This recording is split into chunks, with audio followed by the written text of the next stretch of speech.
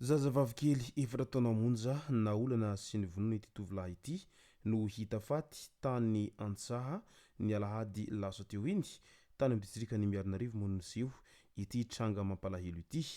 Ka ny pitsopitsony mahakasika an'izay ny fakafakaina amintsika ato anatin'ity vidéo ity ka manasa antsika rehetra anaraka an'ity vidéo ity hatramin'ny farany. Azadino ny milaiky ny vidéo antsika ary tsarovao hatrany ny miabone amin'ny chaîne antsika mba ahafahanareo manaraka tsy tapaka ny vidéo izay lefa nahita isan'andro. Tsy ampindrela moa isika fa avy hatrany tonga dia vavany ndao ary.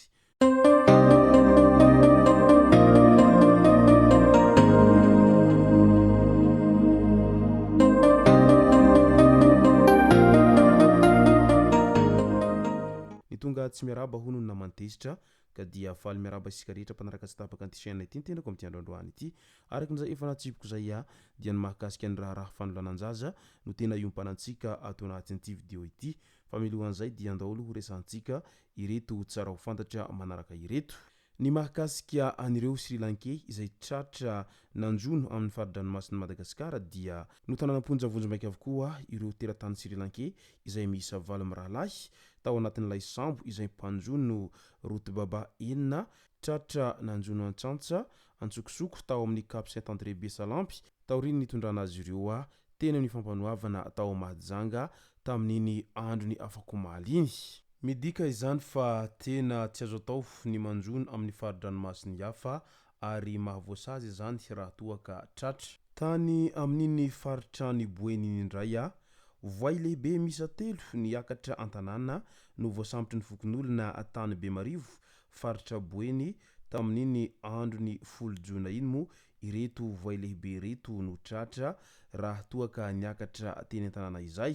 Midika izany fa efa tsy tamana any an-drano intsony ireo voay amin'izao fotoana izao fa dia efa mandehandeha eny an-tanàna izy ireo mba hanafika sy hijery ny zavatra azo hohanina ary mitandrema ihany raha toa ka mandehandeha amin'ny alina ka sendra ny voainona fa mety hampididoza ho anao izany ka aleo misoroka toy izay mitsabo. Eo amin'ny resaka halatra indray lehilahy miisa 2 tratran'ny pôlisy nangalatra ireo vy eo amin'ny lalana voie rapide Shell RN2 mandeha amin'ny port Toamasina iny tamin'ity herinandro ity.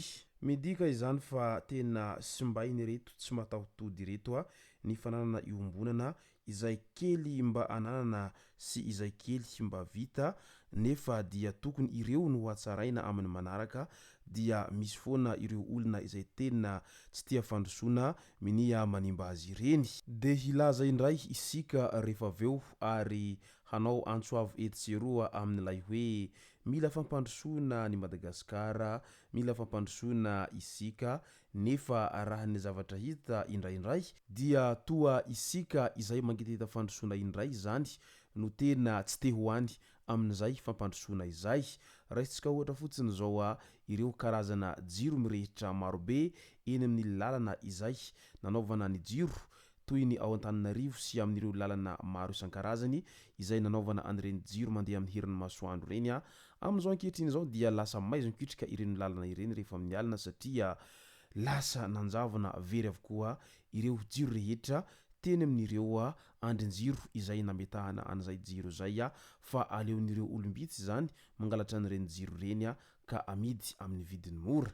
Ahoana moa ny hampandroso raha toa ka toy izany foana ny toe-tsaina izay misy eo amintsika efa hatramin'izay ka mandraky tiany androany raha toa ka tsy mbola vonona hiova amin'izay toe-tsaintsika izay sika dia sarotra amintsika ny hiroso amin'izay fampandrosoana izay. Trano may indray izay may noho ny court-circuit ny tranony pretra ao amin'ny distrikany Alarobia Ambatomanga tamin'iny androny afakomaly tokony ho tamin'ny 4 maraina tany ho any moa no niseho ity hain-trano ity.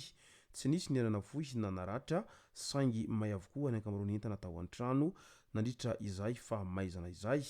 Midika izao fa na may tranon'olona indray izany io resaka fatifatin-jiro lava tsy misy fiafarany io satria lasa miaka midina izany ilay jiro ka miteraka firehetana tahaka an'izao ka tokony mandray fepetra hentsitra ireo mpitondra fanjakana manoloana an'izay fa sao dia ho marimbariny zao a ny zavatra hosombainy io a resaka fatinjiro lava io. Teratany indiana iray indray mitratran'ny pôlisy misahana ny sistany teo am'sirana piramidina Ivato ny alakamisy 5 Jona 2024 teo raha nikasa hanondrana antsokosoko ny vovolamena izay milanja 2.7 faingo 2.7 grama nandritra ny fisavana no nahitana fa misy endrika vovolamena ny lovia tanimanga izay miisa 40 izay nentin'ity teratany indiana ity ka rehefa voamarina izany dia nidoboka amponja NHFA ny tenany taorian'ny niakarany fampanoavana. Andao am'izay ho resantsika ny mahakasika ny raharaha fanolanana.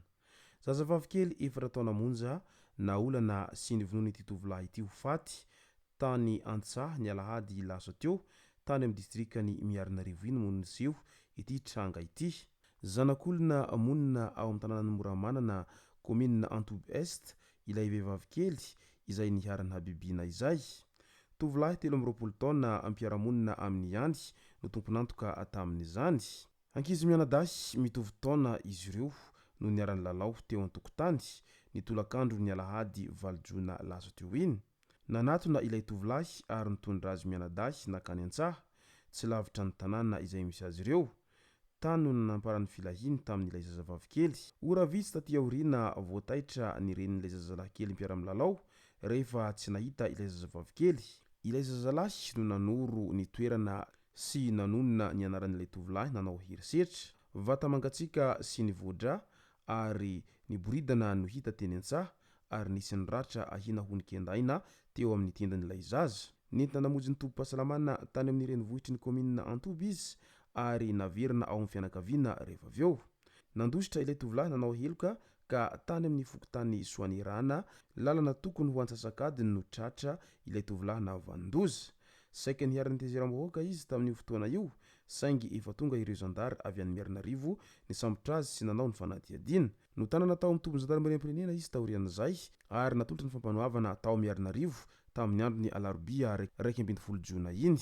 Tena mampalahelo ny trangan-javatra tahaka an'izao satria ianao izay azo lazaina fa efa lehilahy lehibe nefa dia hanolan-jaza ny mba ataonao ao an-tsainao ao a amin'io tsy mba zaza mba efa lehibebe fa zazakely izay tena mbola tsy mahay ninninina. Tena mendrika ho saziana farakin'izay hensitra ny olona manao habibiana tahaka an'izany ary voarariny lalàna raha teo moa izay resaka fanolanana izay.